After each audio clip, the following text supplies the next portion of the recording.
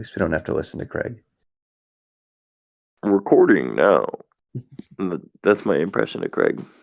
All right, well, we're 2 minutes after the top of the hour. Might as well get started here. Hey, everybody, welcome to another Town Hall. Hope you noticed that we've got an awesome co-host up here with me. So it's my honor to introduce Synth as our new community ambassador. He's going to be taking over a lot of kind of public-facing initiatives that this community kind of sees and interacts with. So, as a longtime community member and contributor around here, it's really great to kind of bring him on. So, Synth, why don't you go on ahead and introduce yourself and maybe give a little introduction on what you're going to be working on, and we can then hop into the rest of the call.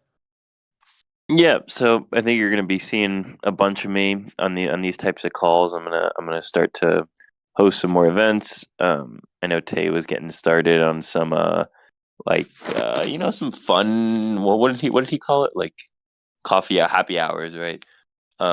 Stuff like that.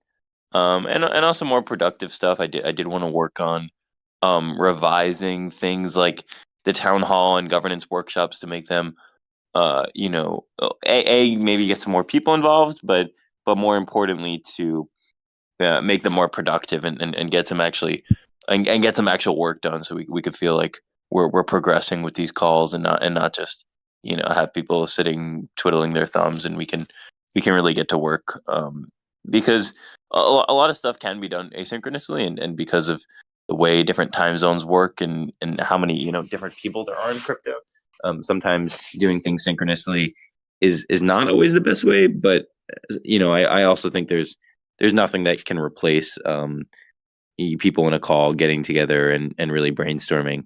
There's something that you can't really replace about it. So I do want to host more events, but I am at the same time mindful that not everyone can make these calls at whatever times they are, and want to have opportunities for folks who can make it, and also for people who can't. So that's just some of the stuff I've been thinking about. Definitely be hearing more from me. I'm going to try to get some work in this weekend, but definitely, the coming weeks, there's going to be some new events, restructuring some old events, and just moving forward and starting the new chapter with the eventual launch of Coordination Game, hopefully. So Awesome. I'm pumped. Also because I'm sure other people are excited because they'll get to hear less from me. So, it's like a double win. Yeah, I like that Deets Bingo. If you guys haven't seen that, check out Deets Bingo. Can we pin that somewhere? I guess I have pinning privileges, so I can pin that. That was so good. Anybody's got any comments, they can raise their hands. Oh, there's your free space. Where did it go? It was so good. The give time back, that one's incredible. I love that one.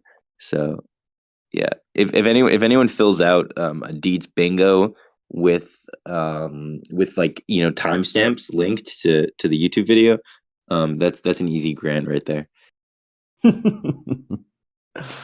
All right. Well, Synth, I'm going to kind of be handing these, kind of off to you and having you drive these conversations. But, I think that we can kind of kick this off by either having you either dig in a little bit more into some of the initiatives you'll be working on, or we can talk a little bit more about kind of staking and specifically kind of ETH and some of the stuff that was brought up earlier this week. And I think Matt had some information on that. So I'll let you kind of choose the direction there.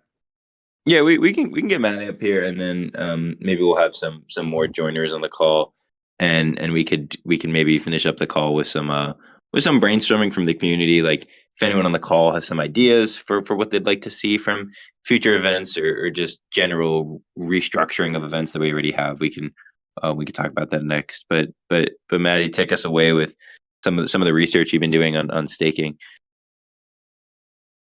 Absolutely. Thanks. Hey, everybody. So yeah, I guess maybe I'll do a little pitch first before I even get rolling.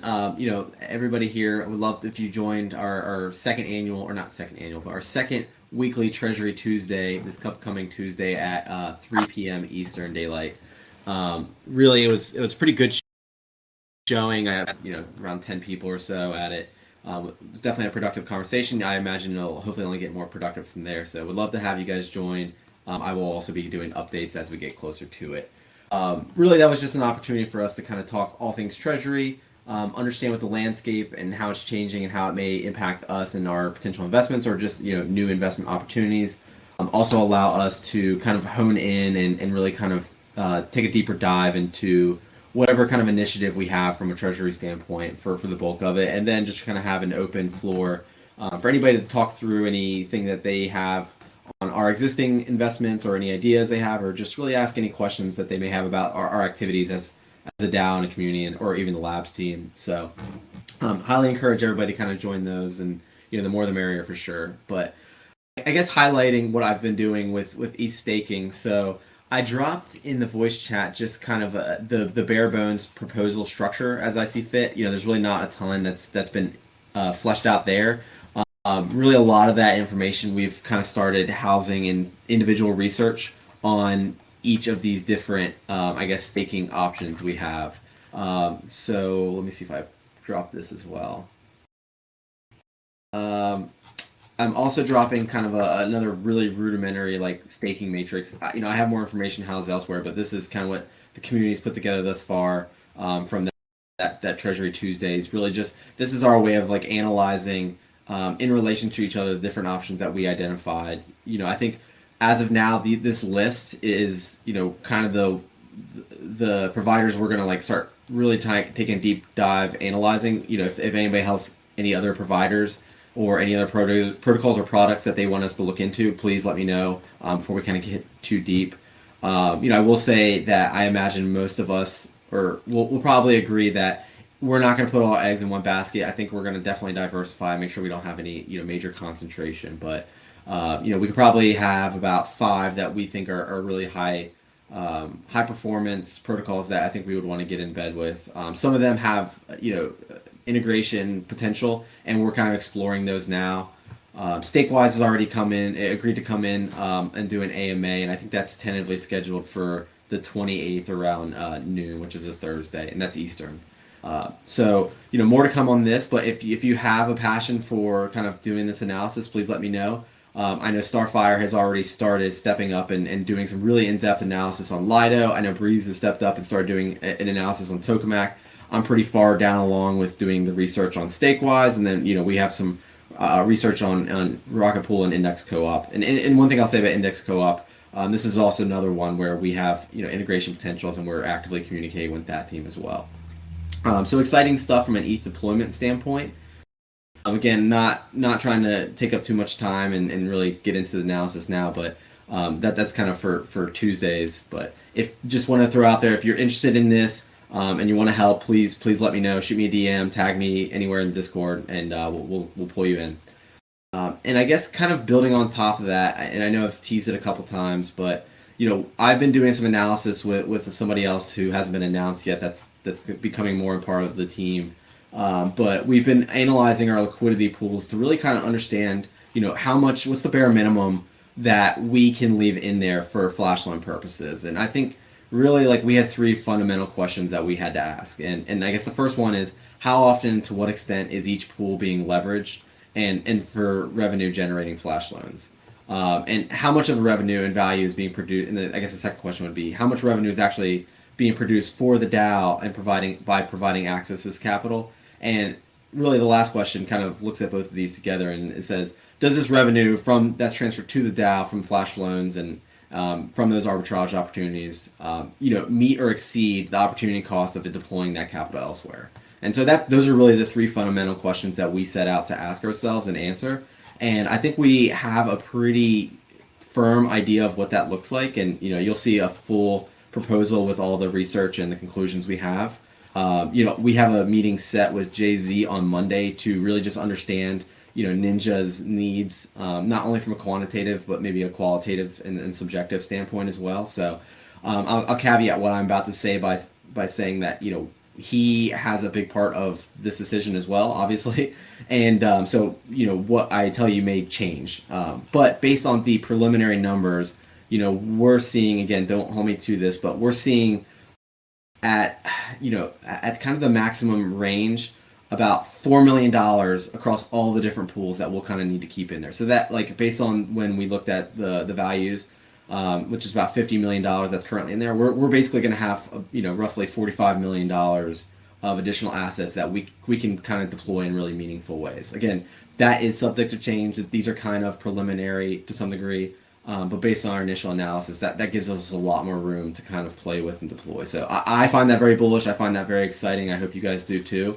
And it just bodes well into like us making bigger moves with e-staking and kind of these other initiatives we have from a treasury standpoint. I imagine we'll probably add a little bit of buffer, so maybe add another $1 million across the pools. I don't know what that's going to look like exactly. And again, we need to talk to Jay-Z, but just the TLDR of that is lots of more money coming out of those and into our hands to deploy. So I kind of pause there. I don't know if anybody has any questions about ETH utilization or just LP in general. Again, I'm not like the grandmaster of like understanding the flash loans and utilization. We have somebody else that kind of did a lot of that analysis, but happy to answer what I can if anybody has any questions.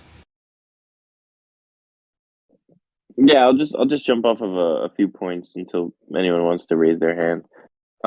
But the integrations with Index Co-op, would that be them holding Rook in some of their in some of their, I don't know what they call them, like I guess tokens, or they're not like index funds. What do they call them at Index Co-op? I'm not even sure.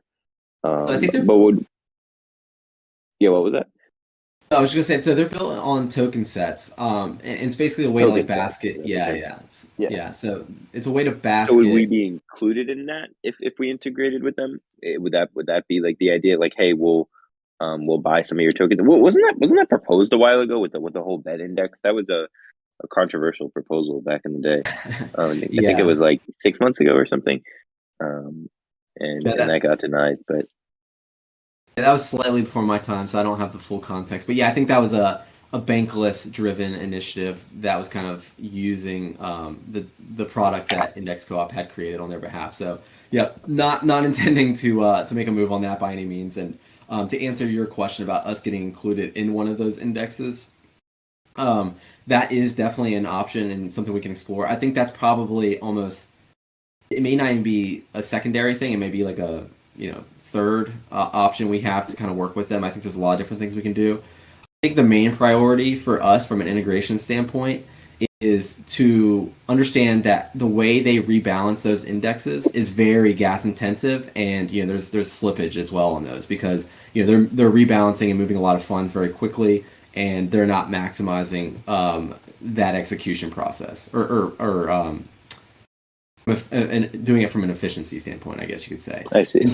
So we could come in and during those rebalancings, they could run that through our infrastructure and really save a lot on gas and slippage as well. And so that's basically the high level understanding of what we're trying to pursue. And we're in their Discord, we're talking to the team actively, and I think the next step is really just kind of getting our dev team in there and their dev team together just to understand what that looks like from an integration standpoint.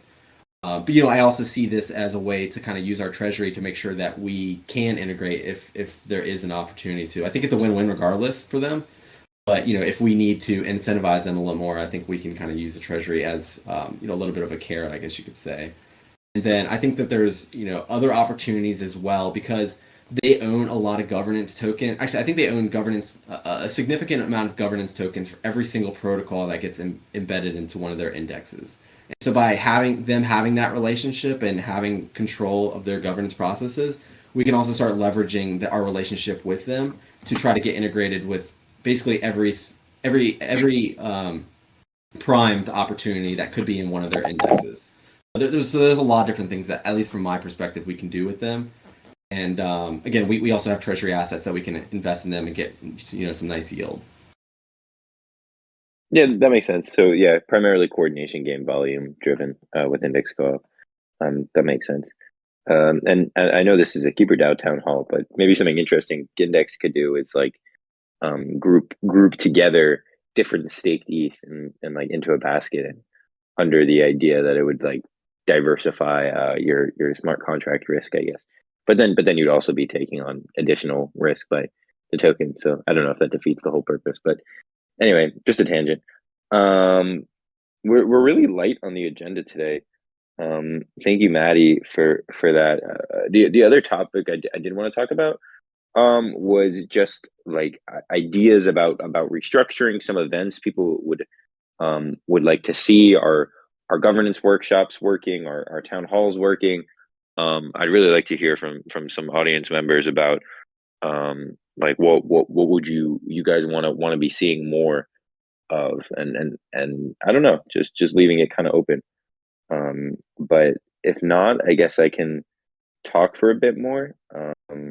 And if Dietz or Hazard has anything more on the agenda they wanted to talk about, we're pretty. I did want to make one Kip announcement, just to make sure people are aware. There are 2 Kips up for vote right now. Kip 20 for the TUM, which we talked a little bit about. I think that was 2 town halls ago, if I'm not mistaken. If you're interested in that, super high level stuff. Some of it goes above my head. Some of it I was trying to understand. I think Peso gave an explanation about a good explanation about TWAM, and like a explain it like I'm 5 version. That I thought was pretty helpful. But the idea is basically giving a grant to these devs who are integrating this is it like gas efficient? I'm all alone here, so I'm just gonna wing it. But a gas efficient means of, sorry, non-gas efficient, but like a weighted weighted average of price through AMMs, and making sure that you're getting executed on good prices. And then the other KIP was to extend budgets and extend Hazard's tenure, I believe. So those are up for vote. Just want to make sure everyone takes a look at those 2. And then yeah, I did want to brainstorm about different events, but if no one really has any ideas, I'm going to be working on that over the weekend and this week about some events and restructuring some stuff that we got going on, so it works the best for all of us, and people's time isn't wasted. Anything else? Anyone from the audience? I'm feeling a little lonely on the stage.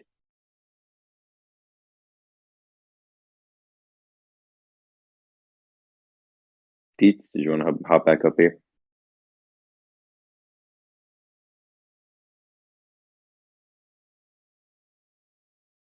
Oh, welcome back, Maddie. I have something we can talk about, actually. Sure. It just thought of it, so I'm not prepared fully. But one thing I want to get the initial reaction from the community is on just from a treasury standpoint. With us starting to make these kind of moves and start to deploy our assets, and knowing how much funding we have coming back from our LP positions, I love to kind of revisit, and I don't know exactly where it stands, but the budget process doc that I came up with a while back, and I wanted to kind of maybe isolate one potential, I guess you could call it clause or sub KIP within that, and just kind of see the initial reaction from that. And I'll drop it in the chat more specifically, but I guess what this basically says is it gives us, it highlights or creates something called a discretionary investment, and that basically allows our leadership team, us as a core team, labs more specifically, to make investments up to 5% of the treasury every 2 quarters. So basically semi-annually. And basically, I think we've kind of seen the results of this before with CVX, where we got front run hard as hell. And then there's been some other things that we've thought about doing, but it was never feasible just because we always have that front running option. I think even a buyback is probably something that we would consider as well, depending on how things are written. But I wanted to see if we what the community's reaction would be if we were to try to write a KIP that just focus on this clause alone. And another thing I'll say is, me having an M&A background, knowing what I do want to do with the treasury, I think M&A is really something interesting we can do, and that is definitely something that you need to almost keep kind of quiet, for a while, especially if there's a liquid token associated with that investment. But from my perspective, if it's less than 5%, it's not a material amount where it's gonna cripple us if it's the wrong move. But it would allow us to actually make moves without maybe somebody else coming in and shooting up the token price, and then that mergers and or that M&A opportunity is no longer viable. So I would just like to hear what people have to say about that 5% discretionary limit.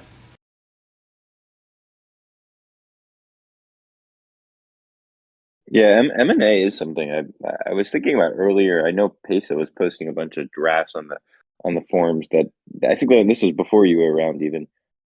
Because I think it was I did like some of the ideas, but I think the headache when it comes to M&A is just the actual integration. You know, we can kind of like sit here and be like, oh, it would be nice to acquire this, and we actually might even have the money for it. But like you said, the keeping it quiet and the privacy and the actual execution around M&A is quite complex.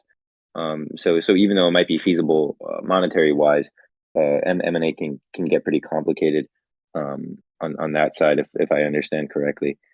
Uh, but Yeah, but yeah, you're going. one other comment, like I think that's like looking at it from our perspective, but I think in an opportunity like that, there's this other side, right? And like they may have a completely different governance structure if they are a DAO or whatever it may be, and like there's an opportunity where or a situation where like yeah they don't need to go through governance, but if we do then it by default they also do, and then it kind of blows up that way. So and maybe they don't want that information going up, and it basically ties us to say okay, well this is just not an opportunity on the front end just because of the confidentiality of it based off of what they want to do versus what we want to do or can do or have to go through a set process. So that's just another, I guess, factor to consider as part of this.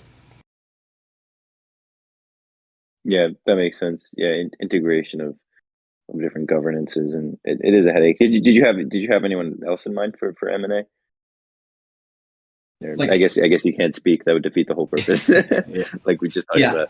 So. And honestly, like I don't want to necessarily like narrow this down to strictly M&A. I think there's other probably use cases for why this is really valuable, as I kind of mentioned before. But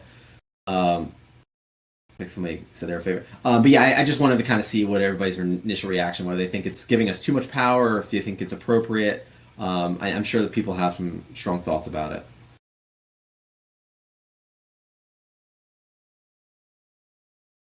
Would like an M&A budget be possible? Something like hey, like not that we can, um, actually discuss what protocols or what sets of software we plan on acquiring, but that we just get like $20 million in discretionary from the community to acquire if something does arise. Maybe that could be some sort of route, so the DAO isn't completely left out. Yeah, I think that's a great idea. Definitely for an M&A perspective, but then that raises the question of like what are these other opportunities, like potential buybacks, potential investments, like we talked about CVX, how much we got front run on that, and how that became less viable strictly due to the fact that we had to go through governance for a lot of that, and like we would have still had to go through governance to get the amount we did. So again, this would just be limited to less than 5%. But that's the problem is like I think we could definitely set up a budget for M&A, but for these other things that we may have other opportunities for, it's kind of harder to budget out those specifically until you're kind of in the moment.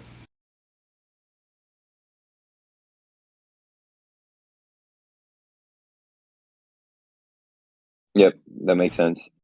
But, Hazard, did you have anything to say?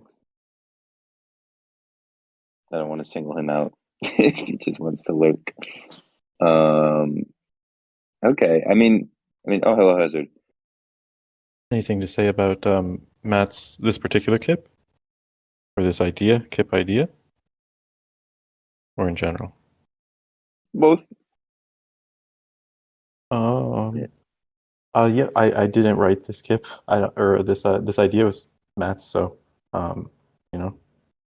I know that there's been some times when folks have sort of asked, we want you to buy or sell token X. Why are we talking about it in public? Because people can see what we're doing and, uh, take positions accordingly. We discussed several times trying to find a better way, maybe, to do that. So maybe in that regard, this is a sort of an initial, trial balloon just to see if there's a way for that to happen. Obviously, we want to see proper sort of controls and accountability, because otherwise it's essentially granting just a discretionary budget to do whatever with. Not budget to spend on, like, I don't know, fruits and vegetables, but investments. But that's something that needs to be thought about carefully, I would say. But I know that I think this has been part of maybe the budget framework KIP that's been in the forum, and so it's kind of cool to single this out and kind of carve it out and kind of treat it as its own little unit, and maybe that's easier to kind of digest and debate and structure. So I think that's a cool approach. So Yeah, I think it is good practice in general to break these things up. I wouldn't want to put this M&A KIP alongside salaries. I just don't think it makes sense. Like, if someone's in favor of one, they might not be in favor of the other. So making these proposals as bite-sized as possible, I think, increases chances of them getting passed, but also just that we don't increase the controversialness of whatever proposals are out there. So I think it is good practice as a standalone.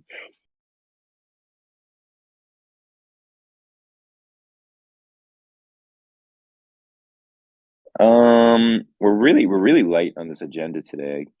I should have come with more topics prepared. Does anyone else have any topics, anything else in the DAO that you've been itching to talk about on the stage or whatnot? Otherwise, we can look to wrap it up kind of early.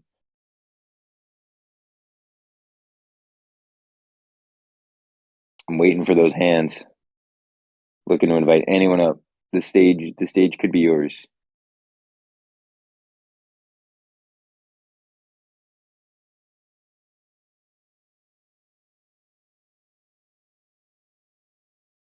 Oh, we got one. We got Priest. Hello, Priest. Come on up aboard. What's going on? What's on your mind? Oh, good, thanks. If there's an extra time, I think it might be potentially good to just get some clarity for myself's sake on a particular issue, specifically regarding using the Rook that was purchased from the convex emissions in order to boost staking APY. Because I believe there was a rough social consensus at some point that this will be the plan going forward. But according to some talk I've had with some team members, apparently that's not actually formalized. So I was wondering, what is the team's current position on this issue? Is it worthwhile to draft up a KIP for this, or what is the general thoughts on that?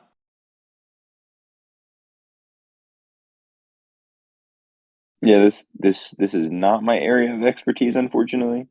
I would say either Maddie or Hazard got the answers for you. So let's hear it. Yeah, I want to emphasize that this is my opinion, and I think, to your point, Priest, I think this was just really never formalized. I think, again, what you said was, there's kind of some social consensus around it. It's been brought up. But yeah, let Hazard talk, actually. I see he's up here. He probably has something better to say than I do. No. Finish if... Okay. Okay, got it. Yeah, again, so from my opinion, I think the Rook we've purchased to date, and we still need to swap some USDC that was that was supposed to be for Rook. That, I think, from my perspective, probably should go to staking rewards. Again, this is my opinion, just because I think that's kind of what the social consensus is, at least from my perspective, around that. But in perpetuity, I think we need to probably formalize things more. And I don't know what that looks like. It's probably a larger discussion, and again, this is definitely in my opinion, but I definitely don't see the full amount going to staking rewards in perpetuity long term. But again, that's just my personal opinion.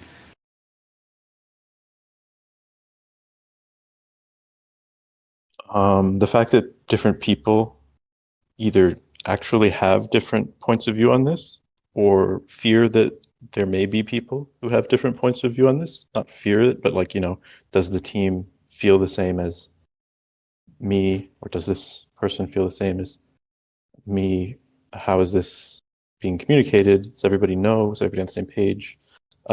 That's all telling me that we kind of probably need to just draw something up so that so that expectations are clear and so that it's, everybody's on all sides of this are able to know what's happening, because there's a sort of a lot of actors, right? Like there's folks that are managing a position. There's the actual act of buying back the Rook, liquidating the bribe tokens. And then there's, that has to be sort of fed into the staking infrastructure. There's people who are staking, and, there's lots of expectations and different decisions along the way where like something like this could get sort of miscommunicated. Like we saw like with the USDC thing, there's a sort of really minor miscommunication, sort of accidental, right? But then it kind of came up like, well, wasn't the convention that we're purchasing this to buy Rook? And it's like, oh yeah, that is the intention. That's what we've all agreed on. It's not quite written anywhere. This is speaking to me that it's probably something that should be just all kind of written down in a way, if that makes sense. Because then we can kind of, if there's any kind of weird edge cases or stuff, like in the process of writing it down, we can find them, we can identify them, and then debate them, and then settle it. And then hear maybe some information about, like, what's the purpose of this? What's the intent? Why do we want this? What happens if the CVX position changes? What happens if, I don't know, blah, blah, blah. Like, how do we revisit this or whatever? So all of these kinds of things. We could just do it through rough social consensus, but one concern could be that if the, that consensus is between the people who are kind of around today, whereas if we do, get some more fresh faces and stuff, like they won't really be able to read about that or see that as kind of tribal knowledge, right? So might be good to write down, but it's also just useful so that, as duties change or things get handed off or communicated inside or outside the team, that, everything can be kept straight. So, I mean, wouldn't be bad probably to have it written up as a KIP or something.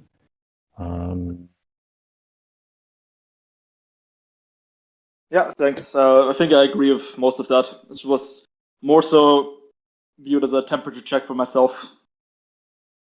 Yeah, and maybe this is something that you would want to argue more, but from my perspective, I'd be hesitant to try to back into like an APY that you would want to see from staking and kind of using CVX as part of that overall equation. I think a big part of us formalizing what we want to do with those rewards is also understanding what CG inflows look like, and I think that's yet to be seen. Because again, if you're going to want to look at what rewards you think is a good marketing tactic versus what's fair and right, that those are all kind of different conversations. But just knowing what the biggest component of that overall equation is CG, like just having that historical data or at least forecasting data is going to be pretty critical to like systematically and intelligently making that decision. I would, at least from my perspective. I mean, it sounds very logical, but to me at least, I think the most important thing is just get a strong launch. Because at launch, CG will have the most eyes on it that it will ever have, most likely. Like, we're going to get a huge inflow of attention that will likely subside over time, and we're going to have to try and capture as many users during that time period as we possibly can. So at least in my opinion, it probably would be better to like front load the emissions to get a very high, nice APY just in the air to capture people's attention so that we can convert those people into actual users, and have it taper off because we don't really want to rely on an artificial source of yield anyways. So I'm in agreement that the future bribes, if we even do continue our convex position, should probably not necessarily only be used for that. But I do believe that the current Rook we've acquired should probably be front loaded over like a, say, 3 to 6 month period with like 50% allocated for the first month or so, just to get like a front loaded amount of emissions. But I don't even believe that we're gonna be able to like implement this in time for launch. So I think it's a moot point anyways. Implement meaning make a KIP, or Yeah. well, yeah, maybe depends. But yeah, we could definitely implement the actual staking stuff. Kyle, weren't you working on some kind of a model? So we've been doing some internal discussions and modeling about this a little bit. So this would be relevant conversation to have. We can maybe even do a special session on this if people in the community are interested. I mean, which I assume they probably are, but there's like elements of this that are like, yeah, staking's good, but what I've been hearing a lot of is sort of almost like from a marketing perspective, right? Like there's a lot of feeling that it's sort of important to have a certain number, a certain appeal. So, you know, probably good to have a discussion so we don't debate whether or not we've done all we could for marketing and stuff like that. Yeah, I've been looking into doing some stuff. Well, I have run some kind of napkin math models, but you know, the key is to understand that the distribution. I'm not sure. I had to hop off for a second if this was talked about. Please just stop me. But the distribution of Rook to the staking contract, you know, it works in a very specific way that you know, so let's say that we have our big lump sum of you know, Rook that we've allocated to use to pad staking. If we were to send that all at the same time to the staking contract, that would be like instantly realized by everybody that's in the staking contract and only the people that are in there at that point. And they could then immediately pull out, and then there's no longer you know, anything else that can be done with that. You know, it's just kind of like an instant one-time situation. So what we would probably need to look into is, you know, analyzing and evaluating different methods of, you know, kind of dripping out Rook that's allocated for staking that's outside of the standard corenomics. So, you know, whether that is, you know, kind of having it happen on a, you know, descending curve, having that Rook dripped out over different time periods. You know, I think that all of those need to be kind of thought about and analyzed, because, yeah, as I said, you know, we can't just say like, okay, here's this amount of Rook for staking. You know, we throw it in the contract and it's going to get distributed evenly. Kind of that's not how it's going to work. So I just think that, you know, we need to kind of understand and create the right formula for, you know, for utilizing something like that.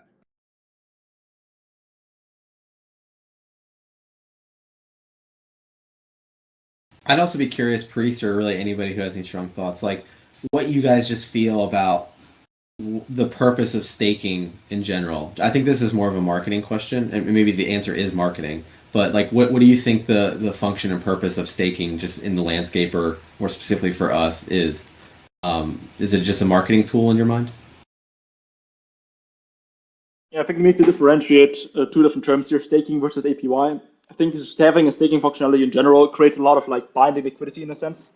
Because especially if you implement some sort of like time-based reward portion to it, like you can increase the stickiness of your liquidity by, like anecdotally speaking, by a quite tremendous degree.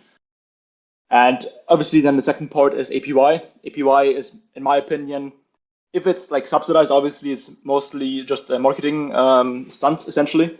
But just even underlying APY, if it actually comes from revenue that's generated through the coordination game, although I have some thoughts about whether or not that's actually effective or not, but just like distributing actually earned money from the protocol, then just again creates some sort of like income for people that potentially have the Rook staked but need money for something else, and they can just use that source of income instead of selling their staked assets. So it's like basically creating stickiness in the ecosystem. Also, additionally, obviously, like after that, you can implement like lending, go and Rari, create a fuse pool for a staked Rook, and just create like more options for people to monetize their Rook without even having to actually sell it. So it's like just circumventing people selling Rook essentially. Yeah, so this was a discussion we were having. I was having with Paisho about, you know, what is the, so we were trying to get to this distinction, and he put it quite well, which was what we boil it down to was that, you know, because it's not subsidized by inflation or any other kind of trickery, the APY is probably like people probably won't buy Rook for the APY, right? Like they won't take capital that they have and use it to purchase Rook and stake it because the APYs are going to be the most competitive versus another way that they would use that capital, right?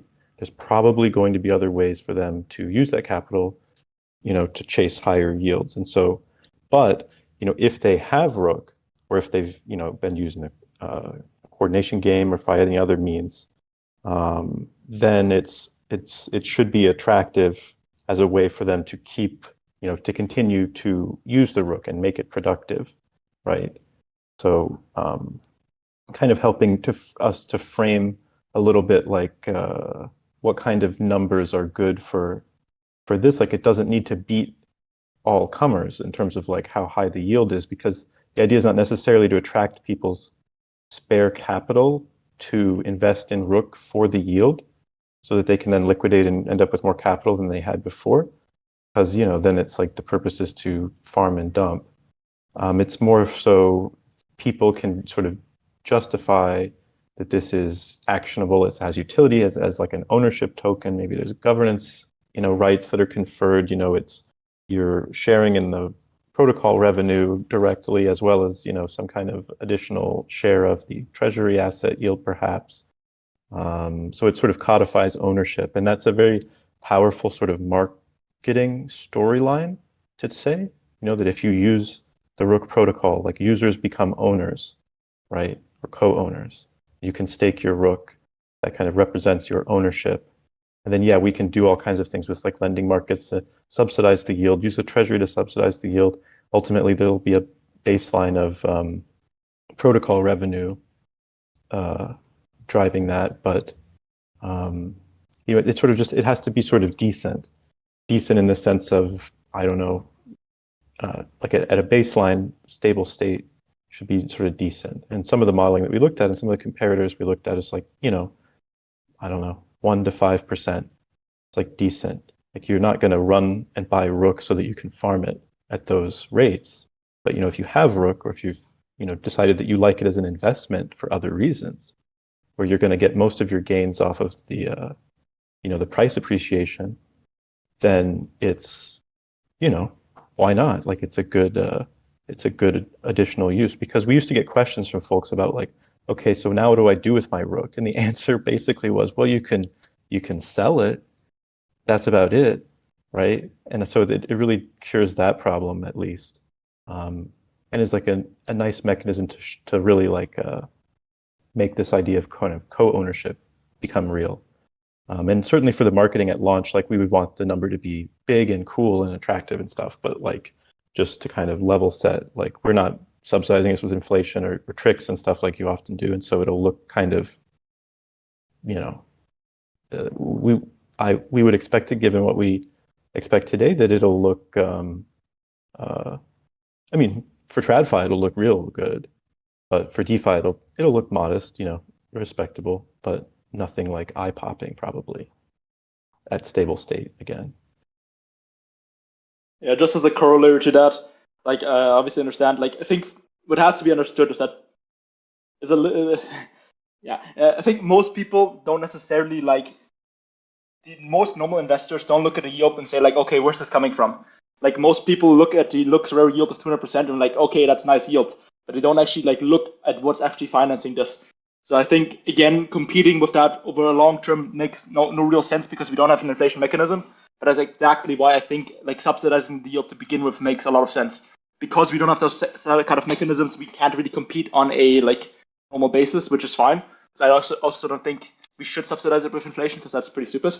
But like again, that's why I think having like a bootstrap mechanism to begin with, if you think that APY is a good marketing gimmick, makes sense. But with the rest, I completely agree.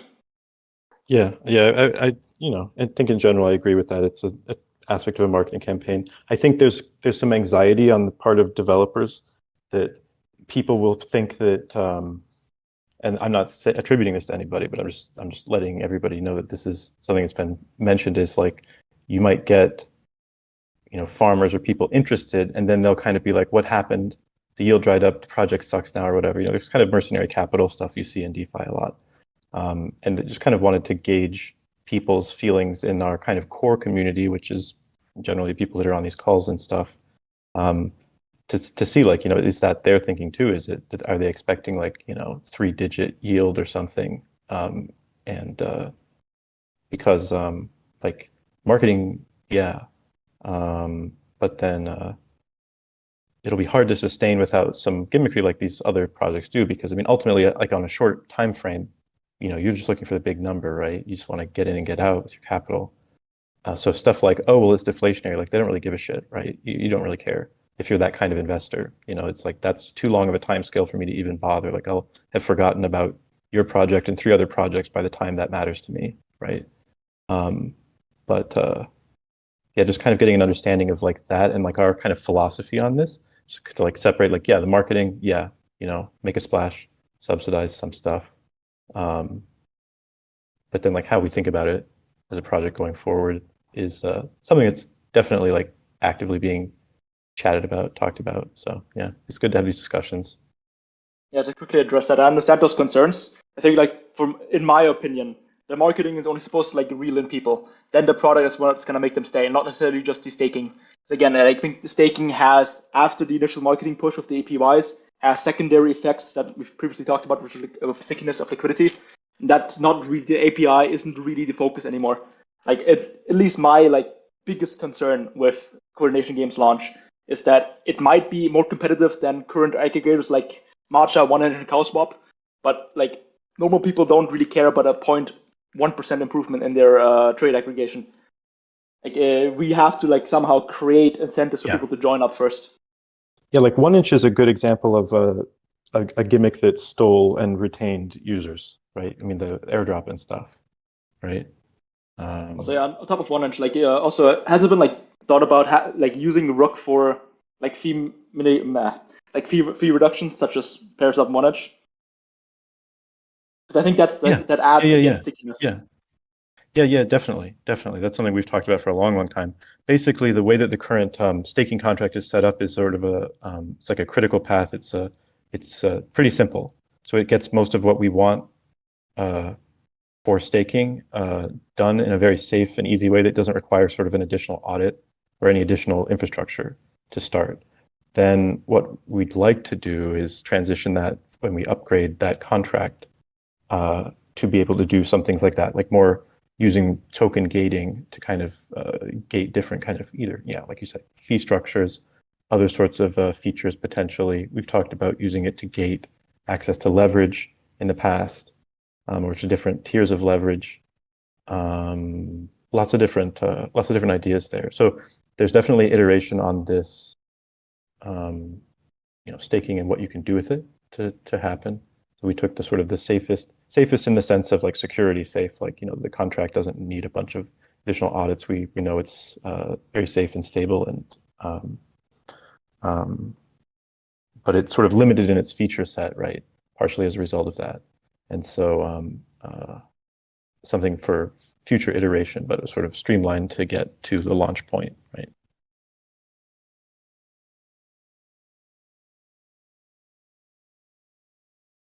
Great. Yep. Just like waiting to see if anybody else has some other questions besides myself. But I do have one afterwards if nobody else wants to.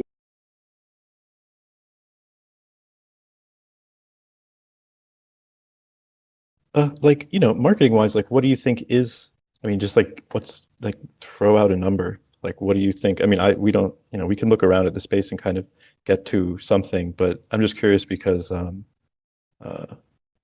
I think everybody in the community is sort of an aspect of our marketing. Like, in a way, like, you're the folks that people will talk to pretty early on if they do come to the Discord, and, you have your own socials and stuff. And so in a way, some of that really starts with you guys. So I'd love to see some, like I like building a little bit more constructive coordination around this kind of marketing stuff, because I know a lot of people have ideas and they're kind of waiting to see. I feel like we're waiting to, a lot of people are waiting to see like, well, I hope that they don't blow it. But rather than do that, maybe we should just kind of communicate a little bit more in advance, and then we can know that we won't. We'll be doing it together, kind of co-owning the outcome and then pushing it. So in that sort of spirit or in that idea, like Priest or anybody really, Like what kind of a number would be good? I mean, I agree with Matt that it's probably a bad practice. It definitely is a bad practice to pick a number, then work backwards. So, okay, how do we, gimmick our way to that number?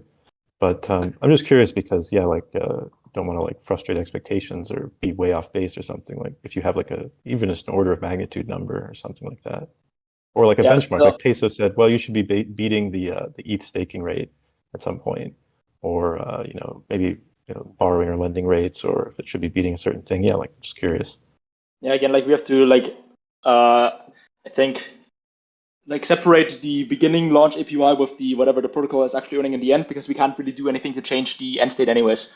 So like at launch, I think at the minimum we should probably have around a 35% APY. At the very least, I think that's like my bottom of the range. Obviously, we can't really subsidize it to a significant amount because we don't really have that much Rook. And if we subsidize above 100%, like we're gonna run out in a month. So I think minimum probably 35%. That's about the average, within plus minus 10% probably. But that's like simply purely discretionary. I didn't do any modeling for this or even looked at like how much potentially could be staked and what the runway would be like.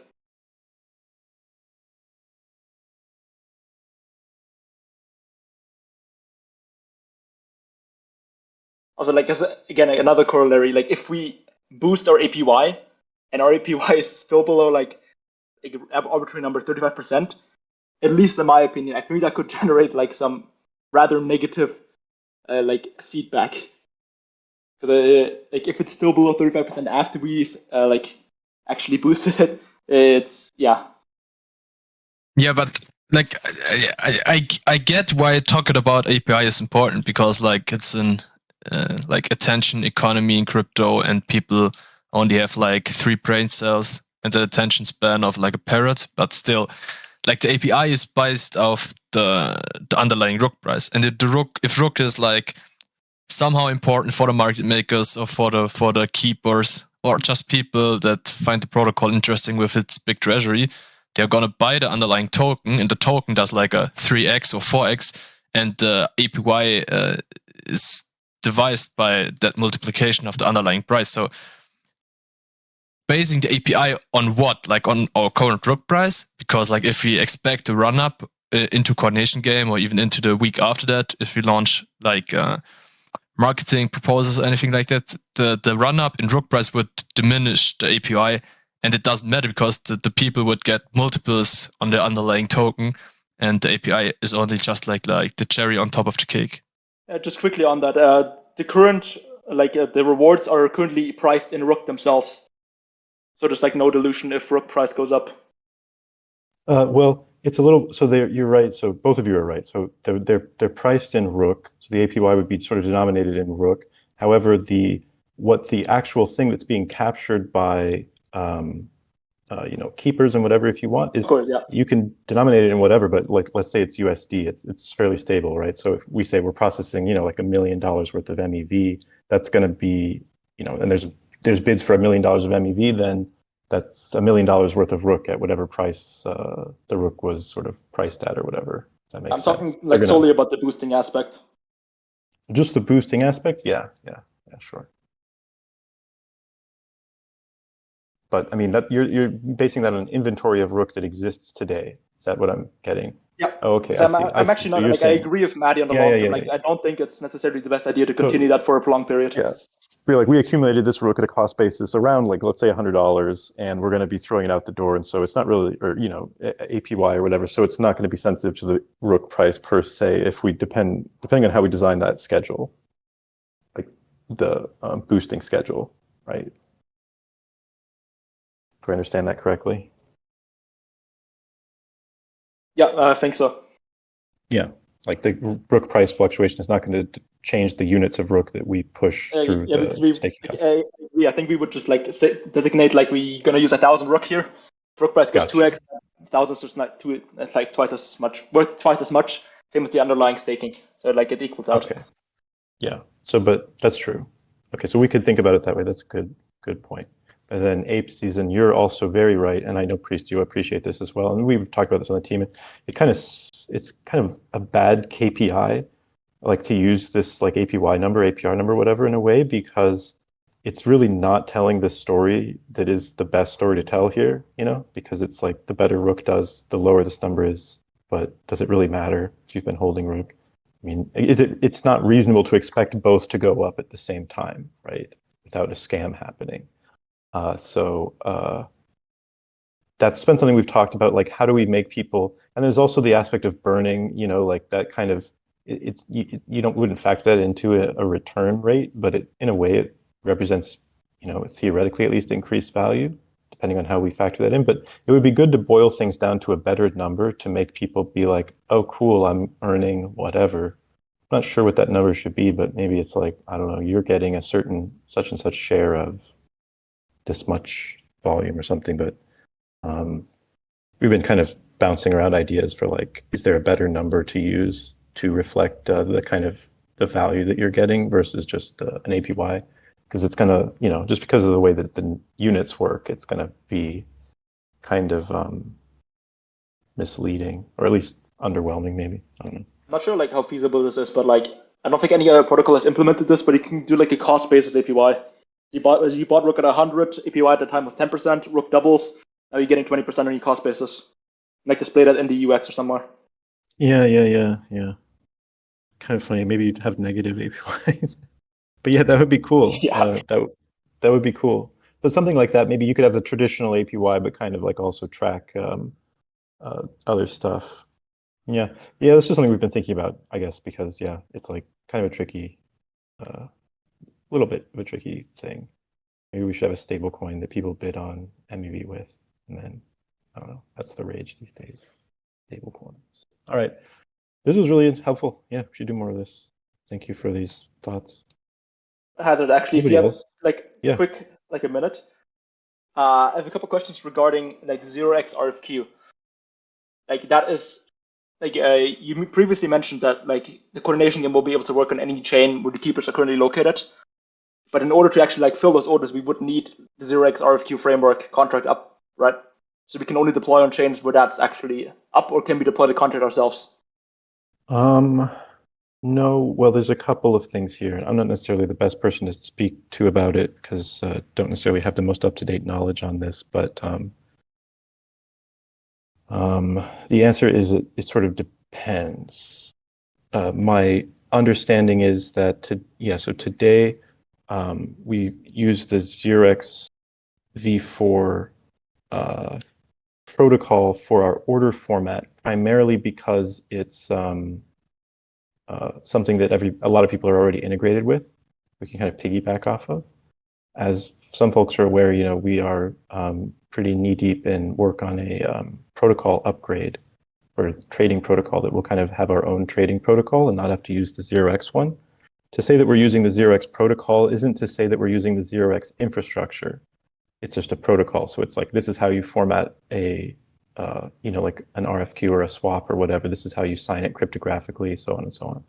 So it's more about that than using the actual 0x rails to do things. So that said, our new combination of a distinctive, gosh, am I leaking alpha? How much of this has been talked about? So we have a, I think people are aware that we're working on a couple of new things, and one of them is a protocol upgrade. And the other one is, maybe I haven't talked about the other thing. No one's going to tell me if I haven't, but there's another thing. Maybe you've heard of it, but I'm not going to chance it. And then basically these two things together make it super easy for you to really do this on any chain. But today, you can also kind of do it on any chain because it's just a little more complicated because the transactions being settled is a distinct thing from the transactions or whatever kind of being submitted for processing.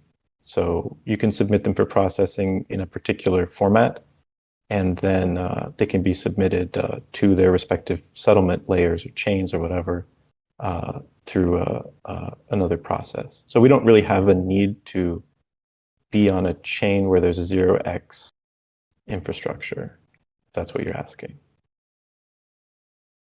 Yeah, that's perfect. Thanks. Yeah.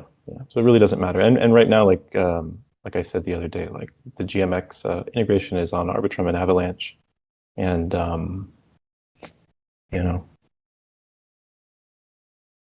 those are not Ethereum. So yeah.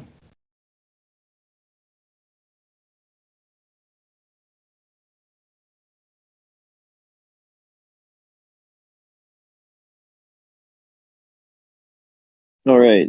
I think it would be good, Hazard, if we set up a time to talk more about staking and like some dedicated call about it. I think that would be really awesome. But thank you all for coming. It is the top of the hour now. I thought we had some good productive conversation about some e-staking, and and I guess it was all staking related, because we were talking first about e-staking, and then we were talking about staking native Rook to coordination game. So Hazard, if you want to elaborate on that at some point, that would be awesome on a dedicated event. If we want to have a community staking discussion, I would propose to combine it with a variant of the pizza party, so that everybody can order steak and we can all sit around and discuss our best options. If we get the budget for it, absolutely. Oh, we did have one more question. Yep, you can come on up, Eagle. What's up?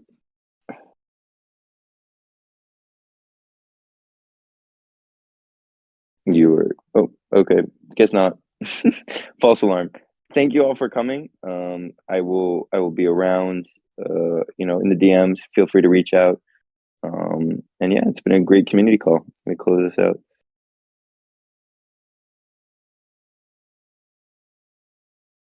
Oh wait, one more question. What's up, Eagle? Sorry about that. My device was being a little bit weird. I don't know why. I have a question for. Did he leave the call? I wanted to ask Dean. When can we expect some marketing to roll out? For just KeeperDAO in general, creating awareness and stuff. That I just wanted to ask him that, but I guess he left. Somebody can grab him, ping him. This is also another good question that I got from somebody recently. That's something we can discuss as a community, if that would be good. I think you asked me this. Yeah, I think Dean should also set up a call and go through. I think a lot of people are interested in picking his brain about marketing and also just helping out. I do have a call with him on Monday, Eagle. If it could wait till then, I think it would be awesome if we could hear from Dean this week. I mean, I do just in the interest of time. I think Dean should get some dedicated a time if it can wait till later, if that's all right. Yeah, that's fine. That's fine. I just wanted just some clarity for me and the community as a whole. So no worries. I have summoned Dean, so looks like he's here now. But maybe a marketing Mondays, Treasure Tuesdays, marketing Mondays. Anybody? No. I like that. Yeah, we could do like a series of pre-launch workshops, maybe. To kind of make sure we're all, all shaking hands over how we want to roll it out. Dean, the people want to hear from you.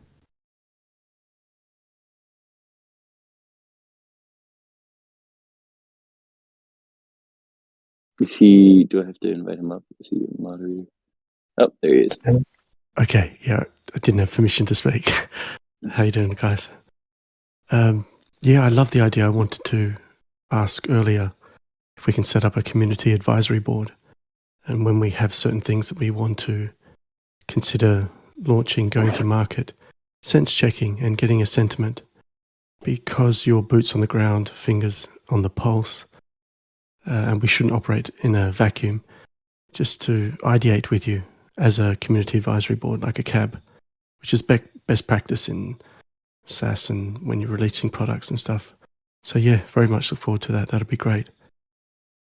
Isn't that a great idea? We should have done that a million years ago. So since you were saying, basically everybody that's left in this Discord is the community advisory board. That's how I kind of view it informally. So maybe we should take our quote-unquote long-time community members and just say that you're part of this community advisory board, and that might be fun, Synth, that's probably going to fall in your domain in the short term. So yeah. I am on it with Dean. I'm gonna be talking to Dean more this weekend and going forward, and we'll collaborate and stuff like that, and make sure the materials are being put out in a timely manner. Are we good to wrap up? Sorry if that's not what you asked, Eagle. I think he was asking Dean like if there was any materials you were planning on launching soon, and teasers would be nice as well, I guess. Yes, definitely. We have certain teasers like metrics that matter, just to show the engine under the hood, because that's what matters to the people who care about what we're doing. Then there's different kinds of teasers for different kinds of audiences. So yes, that's coming, but it's more from a product engineering lens, because that's the engine, so to speak. But that will be something that's ongoing. It won't be just website change one day. It's Discord and Twitter, perhaps, if it's the right audience. But yes, to answer that question, teasers are coming. Awesome. All right. One last suggestion was, again, this is just a suggestion. Maybe have like a marketing channel that maybe community members could just specifically post any marketing suggestions or anything related to that in that channel, like how we have for Treasury or stuff like that. Again, just a suggestion, maybe take into consideration. Yeah, absolutely. It's excellent. Unleashed Eagle, excellent idea, and that plays to the whole community advisory board. So yeah, welcome that.